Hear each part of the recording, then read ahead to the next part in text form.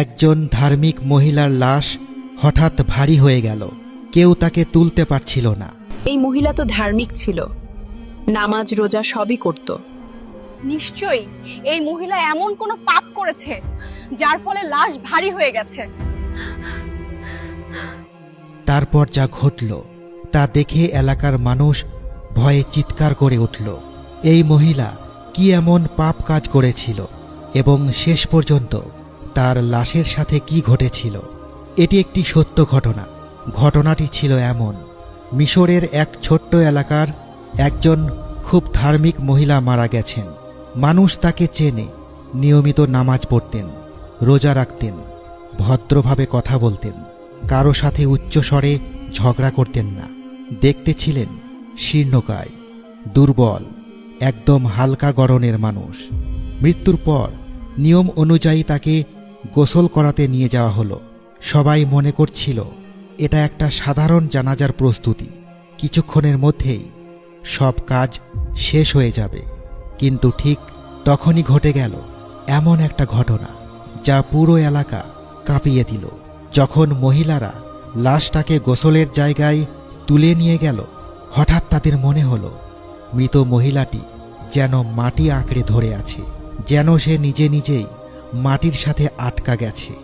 মনে হলো সে যেতে চাইছে না, সরতে চাইছে না। মহিলারা এক মুহূর্তে থমকে গেল। কেউ বিশ্বাস করতে পারছে না মৃত মানুষ কিভাবে এমন করে। সবাই ভয় পেয়ে গেল। কারো মুখে কথা নেই, কেউ যেন শ্বাসও নিতে পারছে না।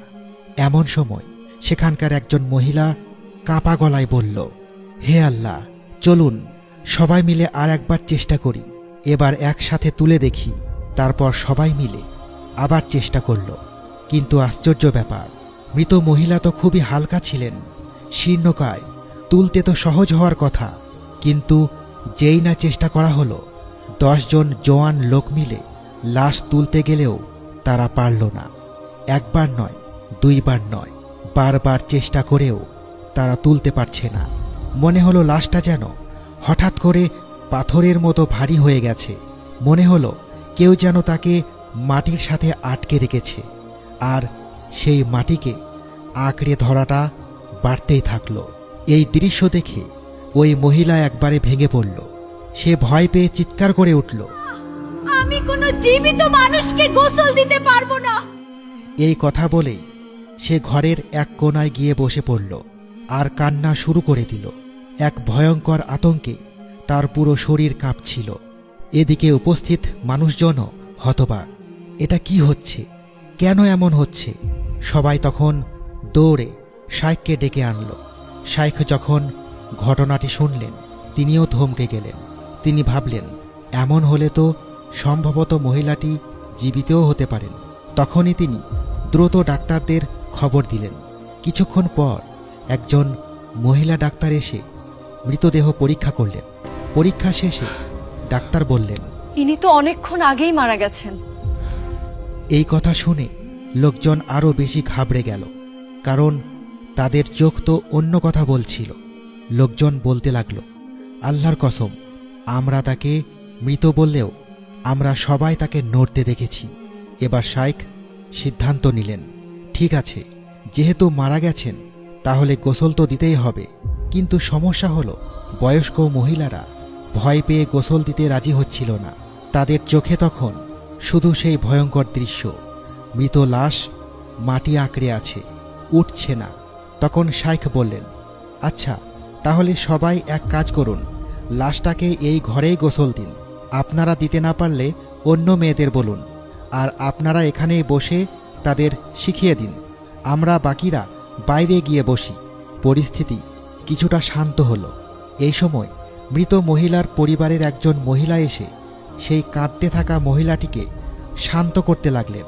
কাঁদতে থাকা মহিলা তাকে জড়িয়ে ধরে অসহায়ভাবে বলল, এই মহিলা, উনি কি করতেন?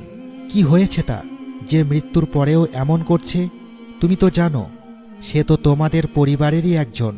পরিবারের ওই মহিলা গভীর শ্বাস নিয়ে বলল, শান্ত হন, আমি সব খুলে বলবো। আগে জানাজার ব্যবস্থা হোক। সব কাজ শেষ হলো, জানাজা শেষ হলো, দাফনও শেষ হয়ে গেল। তারপর চারিদিকে যখন একটু নীরবতা নেমে এলো, তখন পরিবার থেকে সেই মহিলা কথা বলতে শুরু করল। সে বলল, আপনারা যাকে কবর দিলেন তিনি আমার মা। কথাটা শুনেই মানুষ যেন আরও মনোযোগ দিয়ে তাকিয়ে গেল। সবাই বুঝতে চাইছিল এই ঘটনার পেছনে আসলে কি রহস্য ছিল। সে বলল, আমার মা নিয়মিত নামাজ পড়তেন, রোজা রাখতেন।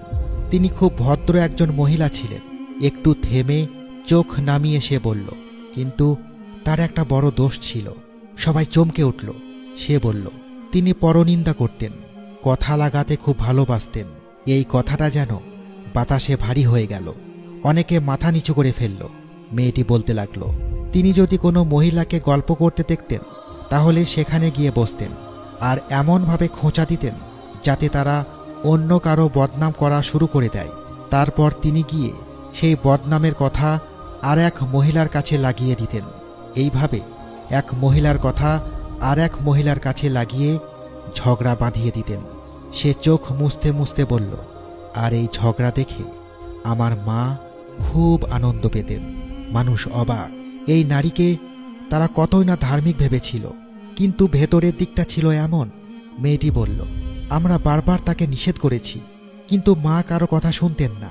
আর যখন কেউ বেশি রাগ করত তখন মা বলতেন, আমাকে তোমরা উপদেশ দিবে না, আমার যদি পাপ হয় তাহলে আল্লাহর সাথে সেটা বুঝে নেব, তোমরা চুপ থাকো। নাউজুবিল্লাহ। এই কথাটা বলে মেয়েটির চোখে পানি চলে এলো।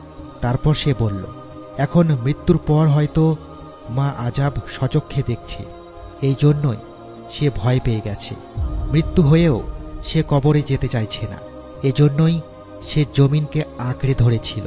চারিদিকে তখন গভীর নীরবতা, কারো মুখে কোনো কথা নেই।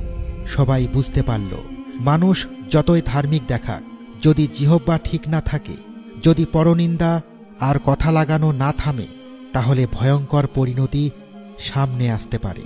আর সেই ভয়ঙ্কর পরিণতিরই একটা ছায়া হয়তো সবাই সেদিন নিজের চোখের সামনে দেখতে পেয়েছিল। আল্লাহ যেন আমাদের এই গুনাহ থেকে হেফাজত করেন। কমেন্টে লিখুন আমিন।